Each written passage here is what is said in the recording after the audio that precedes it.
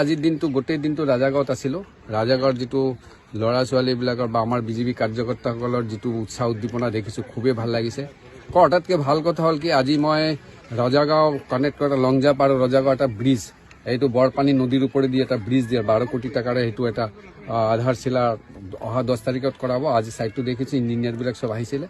তাৰ পৰা হঠাৎ দেখিলোঁ আমাৰ বিজেপি কাৰ্যকৰ্তাবিলাকে ডাঙৰ এটা ৰেলী উলিয়ালে যে আপুনি ইয়াতে যাব লাগে, ইয়াতে ইয়াৰ মাধ্যমে যাব লাগে।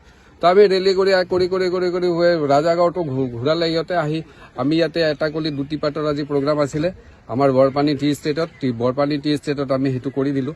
ইয়াতে আজি 5জনক দিছোঁ, টোটাল 215 লেবাৰ আছিলে, তাৰ ভিতৰত 208জনক দি আছে, বাকী অলপ টেকনিকেল প্ৰব্লেম আছে, সেইটোও হৈ যাব। কিন্তু ইয়াতে আপোনালোকে মোৰ পিছফালে দেখিছে জগন্নাথ কমিউনিটি হল। আজি টি গাৰ্ডেনত আজি আপোনালোকে ভাবকচোন বিজেপি চৰকাৰ অহাৰ আগলৈকে কি আছিলে, আগৰ এটা স্কুল নাছিলে, ৰাস্তা নাছিলে, একোৱে নাছিলে।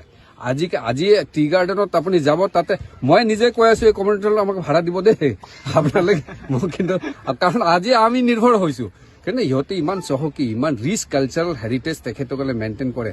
আমি ইমান দিন কিয় গুৰুত্ব দিয়া নাছিল সেইটোৱে বুজি পোৱা নাই। আজি আমি যিটো কৰিছোঁ এটা ক'লে দুটি পাতে, সেইটো এটা মাৰ্ক ৰেচপেক্টহে তেখেতসকলৰ প্ৰতি যিটো অৱদান আগবঢ়াইছে অসমৰ কালচাৰ এনৰিচ কৰাৰ কাৰণে, সেইটো কিন্তু আমি এই যে সৰু এটা এমাউণ্ট দিলে সেইটো কিন্তু আমি হেৰি কৰিব নোৱাৰোঁ। কিন্তু এনেধৰণৰ বহুত ধৰণৰ স্কিমটো আমি দিছোঁ, স্কুলৰ পৰা আৰম্ভ কৰি ইলেক্ট্ৰিচিটিৰ পৰা আৰম্ভ কৰি ৰাস্তাৰ পৰা আৰম্ভ কৰি মেডিকেল ছাৰ্ভিচৰ পৰা আৰম্ভ কৰি পঞ্চায়তে যিমান সা সুবিধা আছে চব আজিকালি আপোনালোকে টি গাৰ্ডেনত পাব।